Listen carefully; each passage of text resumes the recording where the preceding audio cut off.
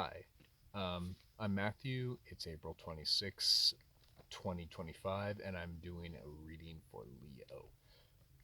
The reason I'm doing this is because I felt called to do some channeling this morning, and what came through was Gift to Leo, Push, Pulse, Breathe, Ether. So I went ahead and got some cards and I drew them out, and I do this intuitively, so if that's not your thing, that's totally okay. But I'm just gonna go ahead and get to it. The first card I got was the Empress. Let's see if my camera will focus there. All right, and what came in conjunction with the next card I pulled was the King of Cups. So I kind of think the way these two cards are talking to me is I pulled them and they were facing like this. And it feels like this card right here is looking towards the Empress. So it feels like the King of Cups is looking to the Empress. And I think that the Empress is someone else or an aspect of yourself, and you're more coming through as the King of Cups to me because of I don't know if the camera I can get the camera to focus, but you see that sun in the background with all this gold and pink colors. It reminds me of sunlight, and this feels more like the moon. So I'm getting that the King of Cups is looking towards his Empress. And the next card I pulled was the Seven of Swords. And the Seven of Swords traditionally is about trickery and deception, but that's not really what I'm seeing with this. What I'm seeing is there are all these different swords here, right? And you got this spider in the middle. And so it seems to me like the spider is moving along the path of trickery and deception, right? And I think the spider is you, right? That you're using the trickery and deception to move forward in some way. And that could be either a harmful or beneficial situation depending on the circumstance. Uh, Feel free to use your intuition on that one. And the next card I pulled was the Strength card, and this is a beautiful card right here. This is a great card. It's got all the it's got all the fire. It's got these incredible antlers here, and it's got this wreath. And I don't know how well you can see it, but the wreath is tied to its feet. So to me, what that means is victory through movement or victory through the crown. So that's what is coming through to me. It's a very cool card, and it's also got these are either clouds in the background or they come through as lakes. I don't know if you can see them, but they're, let's see if I can get this to focus a little better. Like there on the bottom and there on top. So the next card that came through was the Six of Swords, was this card. So I feel like to me the story that's coming through so far is that the King of Cups, in search of his Empress, walked a path using trickery and deception as tools, right? Either either using trickery and deception themselves or using a situation that was filled with trickery and deception and cleverly moving through it. And then unfortunately the end result either way was this Six of Swords here. And to me this is like this fish is just getting eviscerated with swords. So that's not, it doesn't feel like an ideal situation there. But the next card that came through was the Wheel of Fortune. So, and this is a great card. This is, to me, Wheel of Fortune is always a positive card. Wheel of Fortune is the turning of everything, the seasons, the tide, the movement. It's the all-encompassing nature of all things.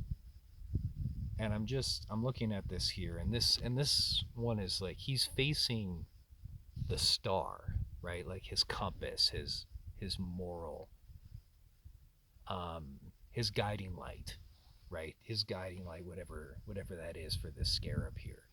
And the cool part about this scarab to me is that these one he's scarabs are symbols of rebirth, and even though that's traditionally the death card, with this wheel of fortune I feel as though this scarab is at the center of rebirth, and he's using the guiding light to fly his way through whatever he had just come out of with this Six of Swords, right? With this horrible ending or transition into the next phase. So those are the cards that came through there, and ultimately what it led to was this hermit energy, right? This incredible, like either bobcat or lynx, and he's got these like antennas like right on his head there, like right attached to his ears, and I think that he's also looking towards the star, and that's very consistent with what the hermit does. The hermit looks inward to find their own inner knowing, their own inner way. So, and it's got, and just like that other card there, like the strength card, the hermit and the strength card, they feel like they pair together because they've got that green. I don't know how well you can see it in this card, but it's right. It's like they're connected. Like these cards need each other. The strength and the hermit go together. They would allow you to find the star, which allows you to successfully undergo this process of the Wheel of Fortune, of the thing that comes next. So that was really cool, and I really like this deck. This is a very neat deck. I also pulled 4 more cards that I didn't look at, and at the bottom was the Ace of Cups. So hopefully this story ends with emotional fulfillment, but we'll see if we get there. I think we will. That's where it feels like it's coming. The next card that came out was, I haven't really looked at this yet. This one's the High Priestess, and I'm just going to take a second with this.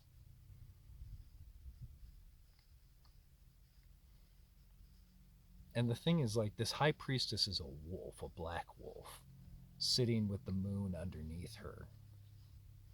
So with all these accoutrements and bells, and the twin pillars,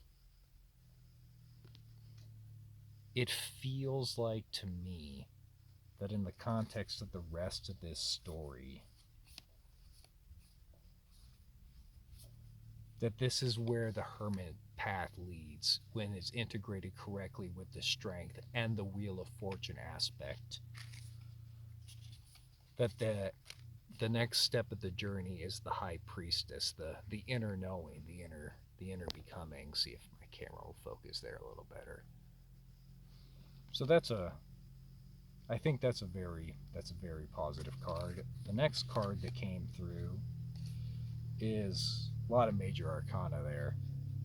The next card that came through would be this one, the Four of Pentacles.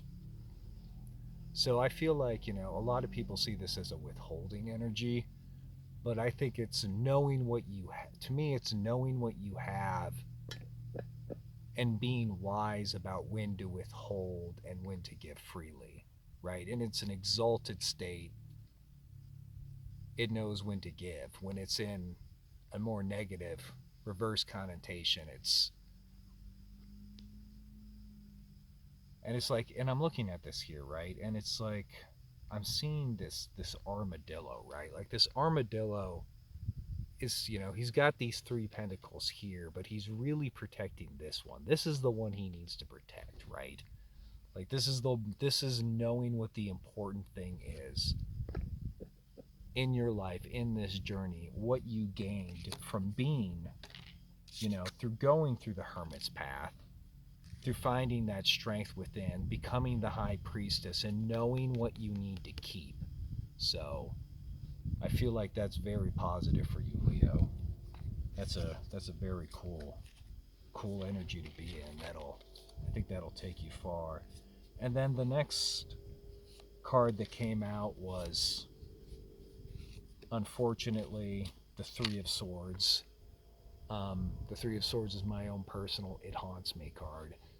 Uh, but I look at this Three of Swords, and the thing is, like, with the Rider Way, it's got that, those three through the heart. But this one right here, even though the attempt at damage is there, it's more like it's behind the bird, right? Like it's more about acknowledging in this card and soaring above and past. But it's still like, if you see, like, there's still a potential to get your wing a little dinged up on this sword here. If you I think that's a warning to, as you're soaring above, just be careful not to maybe dwell too much. And then the last card before the Eight of Cups that's coming out is this Eight of Pentacles, and I think I love this card right here. I love that all these different pentacles are all these great and beautiful different colors, right? It's kind of a reminder that we're not alone, right? We're all doing what we can to tend to our own particular material situation, but even if we can't always see them, even if we're focused here, we're all kind of going through this collectively at the moment. And then it ends, the reading ends with the Ace of Cups, which is just this happy little beaver, and he's got these two beautiful flowers next to him, and he's just chilling on the water with the lip. And look how happy he is. So I say this is a very happy and positive reading. In the end, it seems like we had to walk a ways to get there, you know. And that's scarab energy. Like, that's a tough energy. That's a serious deal, right? With the scarab with the Wheel of Fortune, right? It's really going to require that strength and that hermit energy to endure that rebirth and transformation process into what I think is ultimately, in the context of reading, the High Priestess. So this is the real prize. I feel like the Ace of Cups I feel like the Ace of Cups and the Eight of Pentacles, they come from this, right? And also dealing with this Three of Swords here, but dealing with this Three of Swords as the High Priestess after becoming the High Priestess.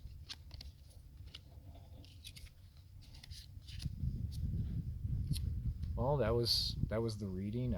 I just did it because I channeled it. I don't know if I'm going to continue to do readings or if this is something everybody's interested in, not, or but I guess if I get guided again in this way, I'll probably do another one. If not, we'll just take it by ear and see what happens.